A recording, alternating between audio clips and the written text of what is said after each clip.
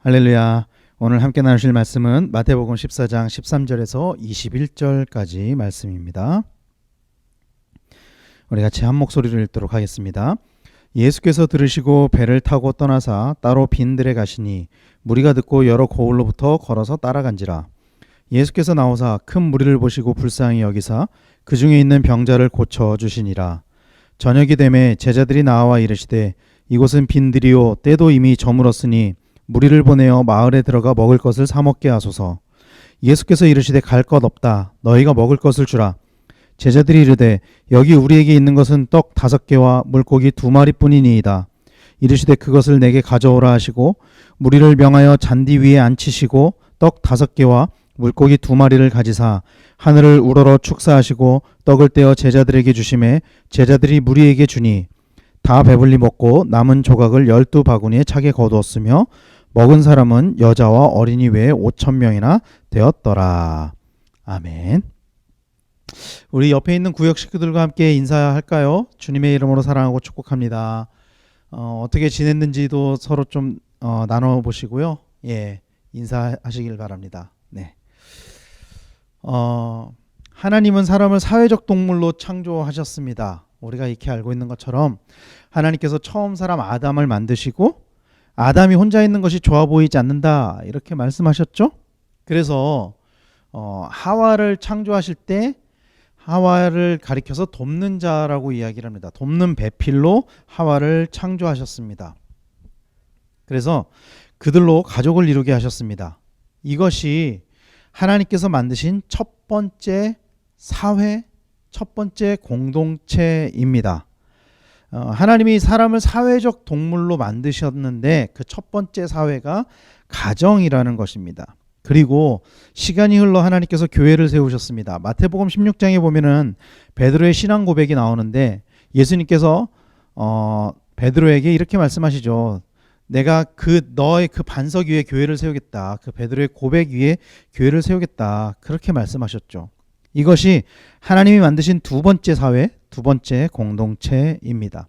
그런데 여러분, 하나님께서 이렇게 공동체를 만드시기도 하셨지만 인간은 기본적으로 하나님께서 사회적 동물로 만드셨기 때문에 하나님이 만드신 공동체 외에도 사람들은 수많은 공동체를 만들었습니다. 수많은 공동체를 만들었습니다.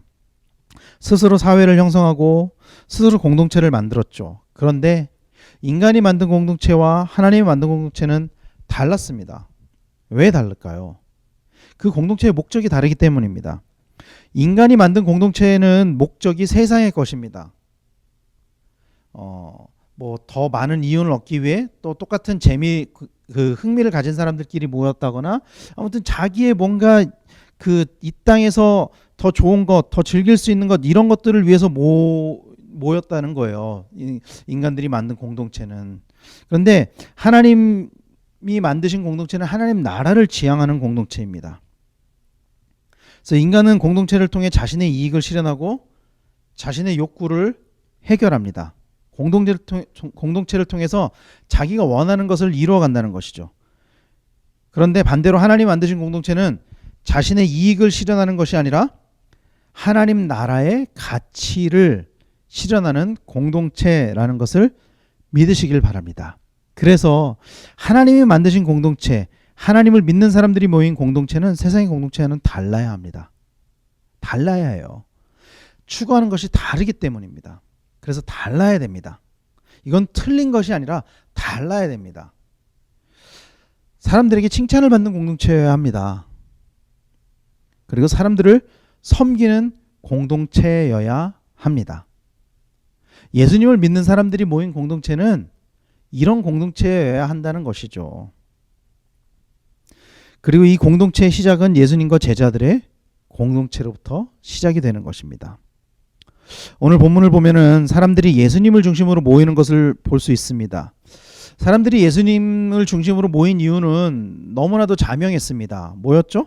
예수님이 가시는 곳마다 병자들을 고쳤기 때문입니다. 예수님께서 가시는 곳마다 기적이 나타났기 때문입니다. 그래서 사람들은 사실은 자신의 필요를 채우기 위해 예수님을 따라다녔던 거예요. 하나님 나라의 가치를 실현하기 위해 예수님을 따라다녔던 것이 아니라 사실은 자신의 필요를 채우기 위해 예수님을 따라다녔다는 것이죠. 그런데 그럼에도 예수님은 그런 무리들을 불쌍히 여기셨습니다. 그래서 그들에게 영원한 양식이 되는 하나님의 말씀을 전하셨죠. 복음을 전하셨죠. 그리고 말씀만 전하신 것이 아니라 그들의 배고픔도 불쌍히 여기셔서 예수님은 무리들을 먹이시기를 원하셨습니다. 저들이 배고픈 것이 불쌍히 보였던 거예요. 사실 오늘 본문을 더 잘 보기 위해서는 오늘 본문의 병행구가 되는 요한복음의 말씀과 이렇게 연결을 하면은 좀 더 정확히 상황을 알 수 있을 것 같아요. 자, 제가 그 말씀을 마태복음의 말씀과 요한복음의 말씀을 섞어서 읽어 드려 볼게요. 섞어서 읽어 드려 볼게요.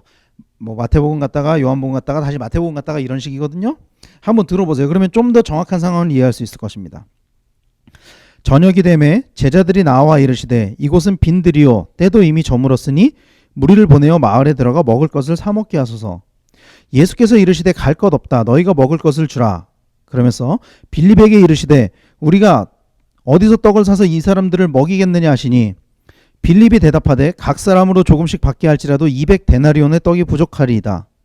제자 중 하나 곧 시몬 베드로의 형제 안드레가 예수께 여짜오되 여기 한 아이가 있어 보리떡 5개와 물고기 2마리를 가지고 있나이다. 그러나 그것이 이 많은 사람에게 얼마나 되겠사옵나이까. 제자들이 이르되 여기 우리에게 있는 것은 떡 5개와 물고기 2마리 뿐이니이다. 예수님께서는 이 상황을 통해 예수님이 지향하시는 공동체의 모습을 보여주십니다. 이 말씀을 보면은 제자들이 그 사람들이 줄인 모습을 보고 아마 예수님은 열정적으로 복음을 전하셨던 것 같아요.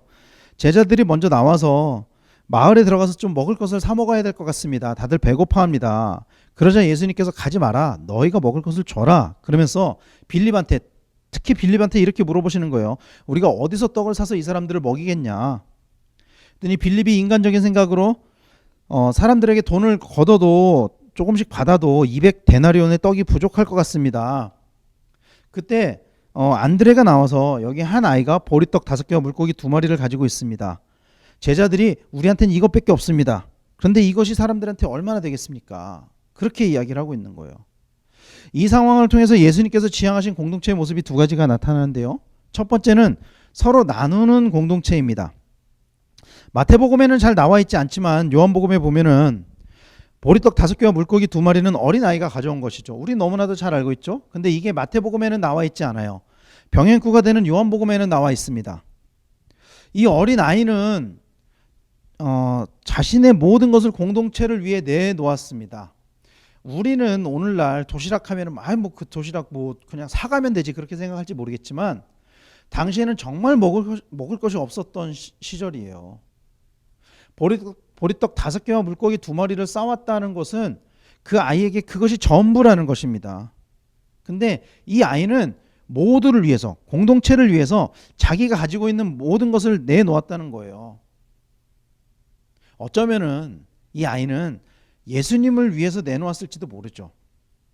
선생님이라도 좀 이걸 드시고 말씀을 전해 주십시오. 그럴지도 모르죠. 그런데 그것으로 인해서 여자와 아이들을 제외하고도 5,000명이 먹는 일이 일어났습니다. 12광주리가 남는 일이 일어났습니다. 이게 이렇게 서로 나누는 공동체의 모습이 예수님이 지향하시는 공동체라는 거예요. 그리고 여러분 기억하십니까? 이것을 본받아서 초대교회는 자신들의 재물을 교회에 바쳤습니다. 사도행전 2장 44절과 45절의 말씀은 이렇게 이야기합니다. 믿는 사람이 다 함께 있어 모든 물건을 서로 통용하고 서로 나누어 썼다는 것이죠. 또 재산과 소유를 팔아 각 사람의 필요를 따라 나눠주며 재산과 소유를 팔아서 필요한 사람들에게 나눠줬다는 거예요. 그 공동체 안에 있는 사람들에게. 물론 오늘날의 그 모습을 정확하게 재현할 수는 없겠죠. 오늘날에 이제 강변교회 모든 성도들은 다 소유를 팔아서 가져오십시오. 필요한 대로 나눠 사용합시다. 되겠습니까? 어렵죠.